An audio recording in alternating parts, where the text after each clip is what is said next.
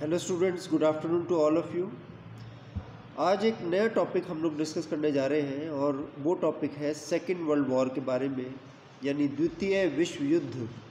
और इसमें जो क्वेश्चन आता है यूनिवर्सिटी में, वो पूछा जाता है द्वितीय विश्व युद्ध के कारण और उसके परिणाम। ठीक है, ज़्यादातर क्वेश्चन यही पूछा जाता है। तो आज जो हमारा टॉपिक ऑफ डिस्कशन रहेगा वो द्वितीय विश्व युद्ध के कारण, causes of the second world war. तो देखिए, जब प्रथम विश्व युद्ध समाप्त हुआ 1918 में, 1914 से लेकर 1918 तक ये युद्ध चला, तो विश्व ने इस महायुद्ध की समाप्ति का स्वागत किया। और क्योंकि प्रथम विश्व युद्ध में लोगों को बहुत कठिनाइयों का सामना करना पड़ा था, विभिन्न देशों को, तो भविष्य में वो किसी और इस प्रकार के युद्ध के बारे में नहीं सोच सकते थे। युद्ध से इतने भयभीत हो गए थे लोग, इतने आतंकित हो गए थे कि भविष्य में कोई इस प्रकार के युद्ध की कल्पना भी नहीं कर सकते थे। वो स्थायी शांति वो बनाना चाहते थे, लेकिन ये जो शांति थी ये कुछ ही वर्षों तक रह सकी। आप देखिए, 20 वर्ष के पश्चात, यानी 2 दशकों के पश्चात फिर एक महायुद्ध हुआ जिसे सेकेंड वर्ल्ड वॉर या वर्ल्ड वॉर 2 के नाम से जाना जाता है। तो इस महायुद्ध के क्या कारण थे? देखिए, कोई नहीं चाहता था युद्ध करना, लेकिन फिर भी युद्ध हुआ। और कई इतिहासकार तो ऐसे हैं कि ये मानते ही नहीं कि प्रथम विश्व युद्ध समाप्त हुआ। वो तो इसको 30 इयर्स वॉर कहते हैं। ये जो प्रथम और द्वितीय विश्व युद्ध है, इसको 30 वर्षीय युद्ध कहते हैं। वो कि 1914 में ये शुरू हुआ और 1945 में ये ख़त्म हुआ। तो कई तो मानते ही नहीं है कि जो है प्रथम विश्व युद्ध समाप्त हुआ, बल्कि ये चलता रहा और अंततः 1945 लगभग, मतलब 30 वर्षीय युद्ध इसको कहते हैं। तो कारण क्या थे? तो सबसे पहला कारण जो हम पढ़ेंगे वो है वर्साई की अन्यायपूर्ण संधि। आपने देखा, प्रथम विश्व युद्ध के पश्चात पेरिस शांति सम्मेलन हुआ और पेरिस शांति सम्मेलन में विभिन्न संधियां जो है पराजित राष्ट्रों के साथ विजित राष्ट्रों ने हस्ताक्षर किए, विभिन्न संधियां की। जैसे वर्साई की संधि जो है वो आप जानते हो जर्मनी के साथ हुई थी।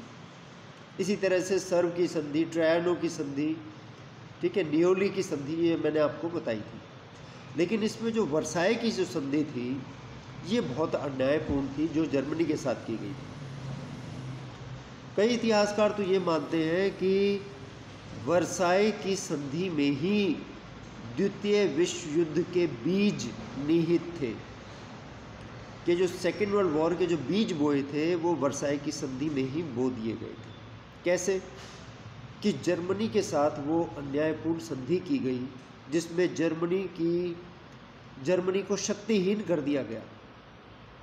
एक तो उसको अपमानित किया गया, उसके बहुत से जो क्षेत्र थे वो छीन लिए गए। ठीक है, जैसे डेंजिंग का जो प्रदेश था वो उससे छीनकर पोलैंड को दे दिया गया।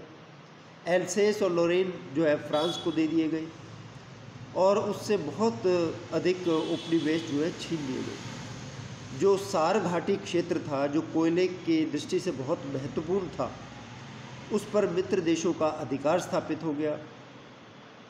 संधि की जो युद्ध अपराध की जो धारा थी, धारा 231, आर्टिकल 231, वो जर्मनी के माथे पर कलंक के समान थी, जिसको धो डालने के लिए प्रत्येक जर्मनवासी उतावला था। ये राष्ट्रीय शर्म की बात थी जर्मनी के लिए, जिस तरह से वर्साई की संधि पर उसको ज़बरन जो है हस्ताक्षर करने पड़े थे। They never wanted to sign this treaty because it was very shameful for a country like Germany.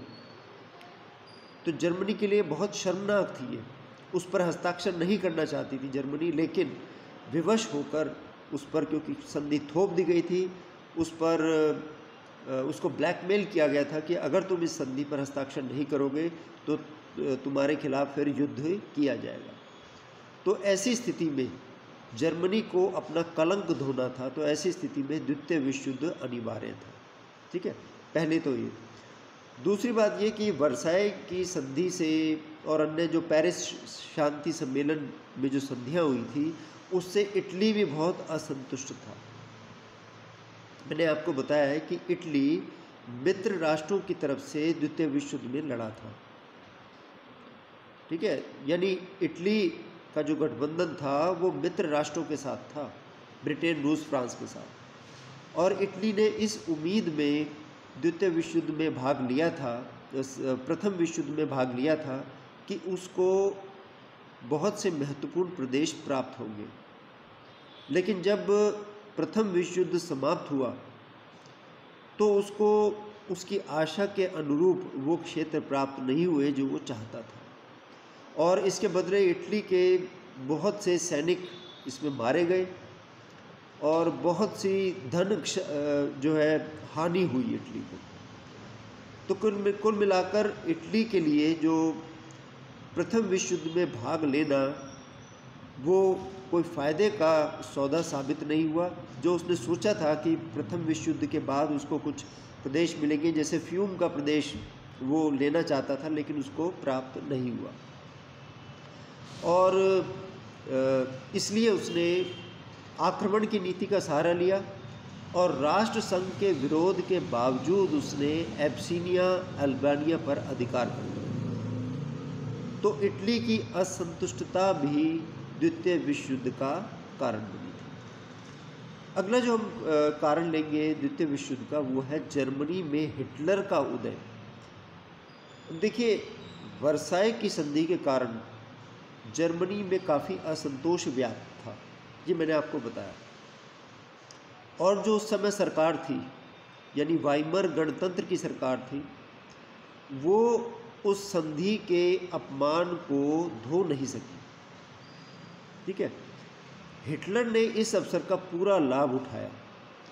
उसने लोगों में ये प्रचार करना शुरू कर दिया कि अगर उसकी पार्टी यानी नाज़ी पार्टी अगर सत्ता में आ जाती है तो वो जर्मनी पर लगाए हुए कलंक को धो सकती है, जर्मनी का गौरव पुनः स्थापित कर सकती है। मैंने आपको बताया कि प्रथम विश्व युद्ध के बाद जर्मनी में जो वातावरण था वो बहुत ही it was a gloomy atmosphere, बहुत ही निराशाजनक वातावरण था।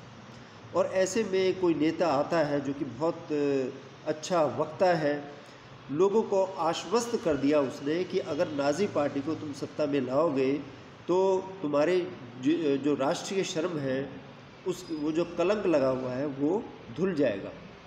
और आप देखिए कि Hitler came to power in 1933, he became the chancellor of Germany. और सत्ता पर काबिज होने के साथ ही हिटलर ने वर्साई की संधि की धज्जियां उड़ा दी। उसका ये मानना था कि छीने हुए प्रदेशों की पुनः प्राप्ति परमात्मा में विश्वास करने से नहीं बल्कि सैनिक शक्ति से की जा सकती है। तो उसने सैनिक शक्ति को बढ़ाया, उसने जर्मनी में सैनिक शिक्षा अनिवार्य कर दी। और आप देखो वर्साई की संधि में ये क्लॉज था कि कंस्क्रिप्शन को बैन किया जाए, यानी अनिवार्य सैनिक सेवा को पर प्रतिबंध लगाया जाए जर्मनी में। जो वर्साई की संधि थी वो ये कहती थी, लेकिन मैंने आपको बताया कि हिटलर ने वर्साई की संधि की धज्जियां उड़ाकर रख दी और उसने राइन प्रदेश का सैनिकीकरण आरंभ कर दिया, वहाँ पे मतलब सेना बढ़ानी आरंभ कर दी। और जो जर्मनी पद पर युद्ध क्षतिपूर्ति लगाई गई थी, जो ये कहा गया था कि तुम्हें इतने पैसे युद्ध क्षतिपूर्ति, युद्ध हर्जाने के रूप में जमा करवाने हैं, वो हर्जाना देने से भी उसने इनकार कर दिया। और वो ये कहता था कि जीवित रहना है तो युद्ध करना पड़ेगा। जो नहीं लड़ना चाहते, जो युद्ध नहीं करना चाहते, उनको जीने का कोई अधिकार नहीं है। डार्विन ने तो उस थ्योरी पर बिलीव करना शुरू कर दिया कि struggle for existence and survival of the fittest, कि जो सबसे शक्तिशाली है वही इस धरती पर जी पाएगा। तो उसने कहा, उसने युद्ध की अनिवार्यता को स्पष्ट किया। तो हिटलर की इस युद्ध की नीति से अंतर्राष्ट्रीय तनाव बढ़ा, जो कि द्वितीय विश्व युद्ध का कारण बना। बल्कि आपको जान के आश्चर्य होगा कि the second world war is also called as the Hitler's war. इसे हिटलर का युद्ध कहा जाता है।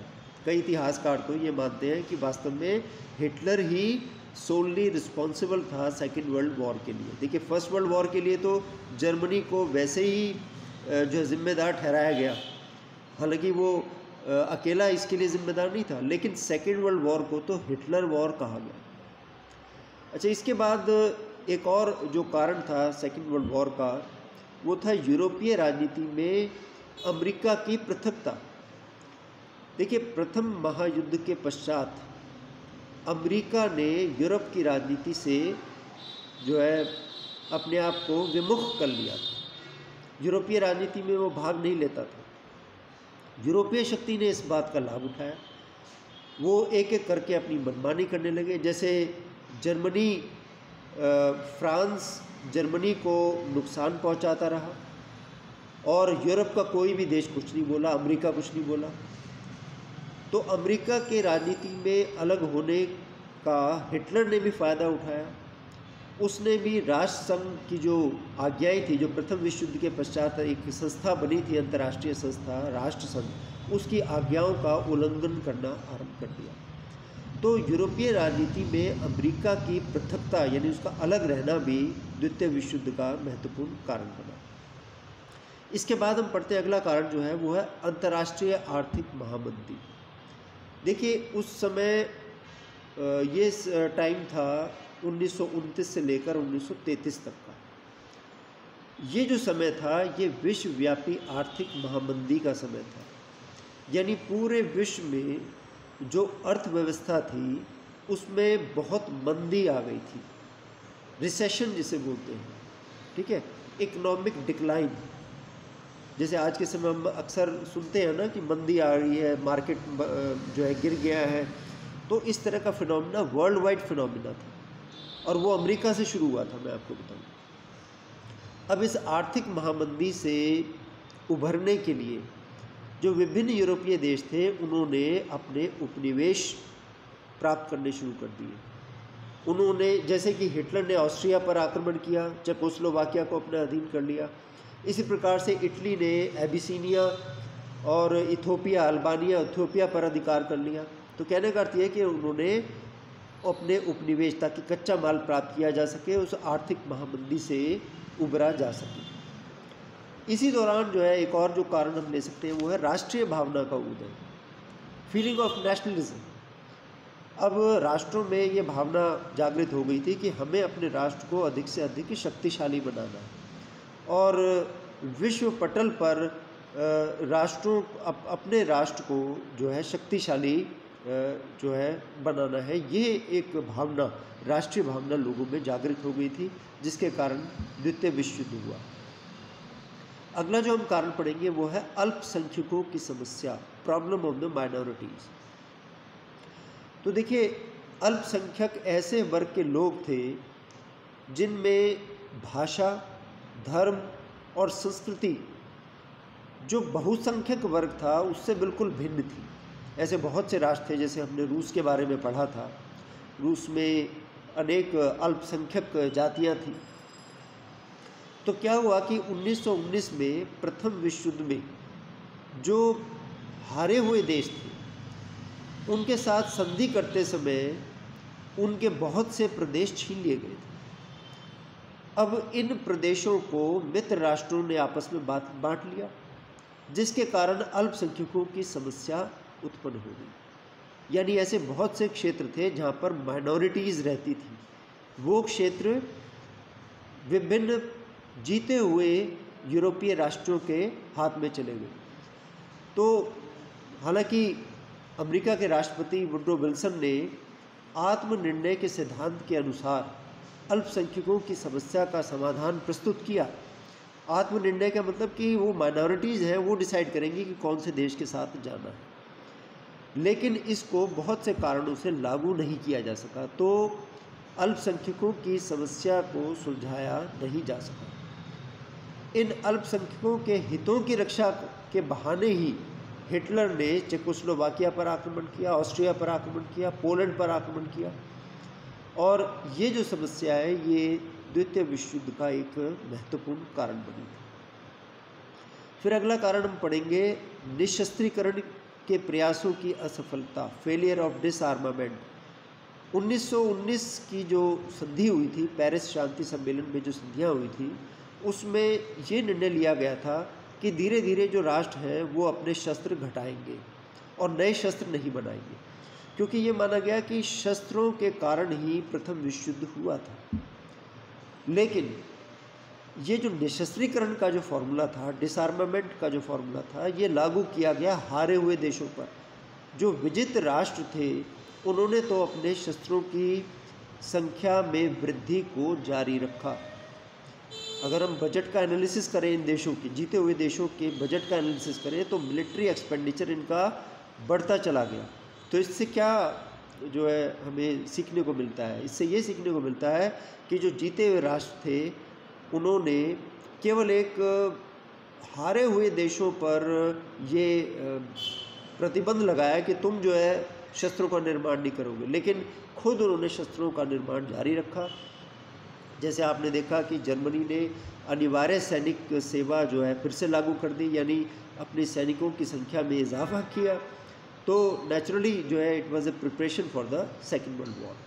फिर आप देखिए कि एक संस्था स्थापित की गई थी, राष्ट्र संघ। इसका क्या उद्देश्य था कि अगर किन्हीं दो राष्ट्रों के बीच में कोई झगड़ा हो जाता है, अब जैसे देखिए प्रथम विश्व युद्ध का उदाहरण लीजिए आप, ऑस्ट्रिया और सर्बिया का झगड़ा था। अगर कोई ऐसी संस्था होती, अंतर्राष्ट्रीय संस्था, तो इन दोनों के झगड़े को निपटा सकती थी, लेकिन उस समय कोई अंतर्राष्ट्रीय संस्था नहीं थी। प्रथम विश्व युद्ध के बाद एक अंतर्राष्ट्रीय संस्था की स्थापना की गई जिसका नाम था राष्ट्र संघ। आप सब जानते हैं, जो पॉलिटिकल साइंस पढ़ते हैं खासकर उनको तो पता है। राष्ट्र संघ की स्थापना 10 जनवरी 1920 को हुई थी और उसका पर्पस यही था कि वो जो है विभिन्न राष्ट्रों के बीच में होने वाले जो झगड़े हैं उनको निपटाएं, ताकि कोई ऐसा अंतर्राष्ट्रीय युद्ध ना हो जैसे कि प्रथम विश्व युद्ध हुआ था। लेकिन ये असफल हुई क्योंकि सेकेंड वर्ल्ड वॉर हुआ, क्योंकि इसके पास अपनी कोई सेना नहीं थी। अब जैसे आप जानते हो संयुक्त राष्ट्र संघ की तो सेना है आज के टाइम में, लेकिन राष्ट्र संघ की कोई सेना नहीं थी। ये अपने किसी भी निर्णय को लागू नहीं कर सकी और आक्रमणकारी देशों के खिलाफ कोई कार्रवाई नहीं कर सकी। अब हिटलर ने ऑस्ट्रिया पर आक्रमण किया, ये कुछ नहीं कर पाई। इटली ने एबिसिनिया पर अपना आधिपत्य स्थापित किया, ये कुछ नहीं कर पाई। हिटलर ने चेकोस्लोवाकिया को अपने अधीन कर लिया, राष्ट्र संघ ने अपनी निर्बलता जो है दिखाई। तो राष्ट्र संघ की निर्बलता भी जो है द्वितीय विश्व युद्ध का कारण बनी।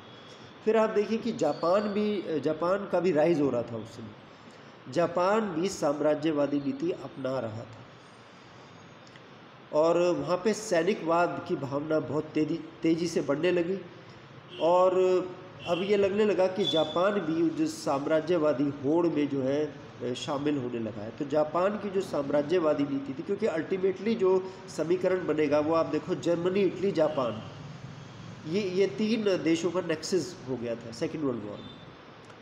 फिर एक और जो कारण है जो काफ़ी महत्वपूर्ण माना जाता है वो है पॉलिसी ऑफ अपीजमेंट, यानी तुष्टीकरण की नीति।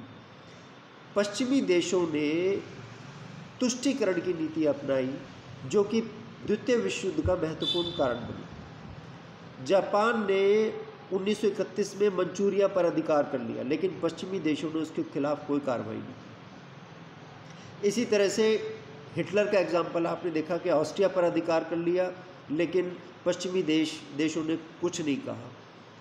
इसी तरह से चेकोस्लोवाकिया पर अधिकार कर लिया, इटली ने एबिसिनिया पर अधिकार कर लिया, लेकिन पश्चिमी देशों ने इसके विरोध में कुछ नहीं कहा। तो ये तुष्टीकरण यानी खुश करने की नीति जो अपनाई जा रही थी, ये द्वितीय विश्व युद्ध का कारण बनी। और देखिए, दो प्रतिद्वंदी गुटों का उदय हुआ द्वितीय विश्व युद्ध में।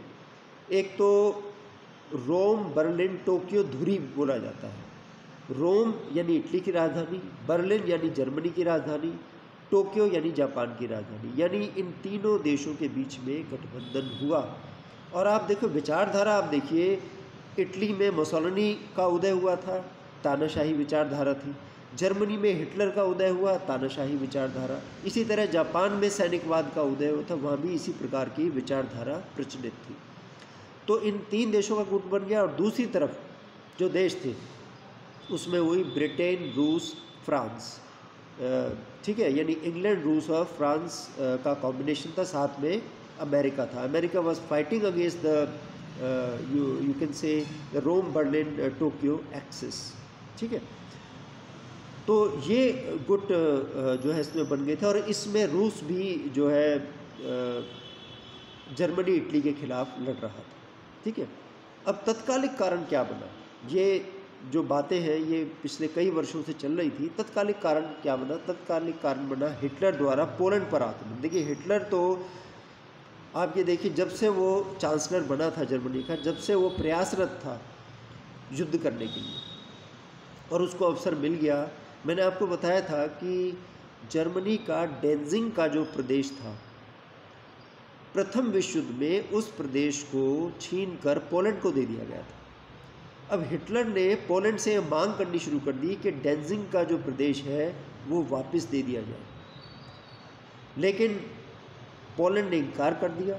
जब पोलैंड ने इनकार कर दिया तो 1 सितंबर 1939 को हिटलर ने पोलैंड पर आक्रमण कर दिया, यानी जर्मनी ने पोलैंड पर आक्रमण कर दिया।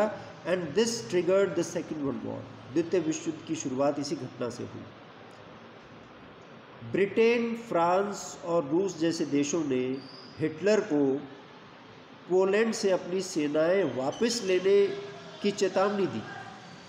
जब हिटलर ने इस तरह का कदम उठाया तो ब्रिटेन, रूस, फ्रांस इन्होंने पोलैंड से जर्मनी को अपनी सेना वापस लेने की चेतावनी दी, लेकिन हिटलर कहाँ मानने वाला था। उसने अपनी सेना पोलैंड से वापस नहीं हटाई। तो 2 दिन बाद ही यानी 3 सितंबर 1939 को ब्रिटेन और फ्रांस में हिटलर के खिलाफ युद्ध की घोषणा कर दी। और फिर वही सिलसिला शुरू हो गया जो कि प्रथम विश्व युद्ध में था। ये जो गठबंधन थे ये फिर एक्टिवेट हो गए और इस तरह से 1939 से लेकर 1945 तक ये सेकेंड वर्ल्ड वॉर चला। इसके परिणाम फिर हम नेक्स्ट क्लास में पढ़ेंगे। Thank you.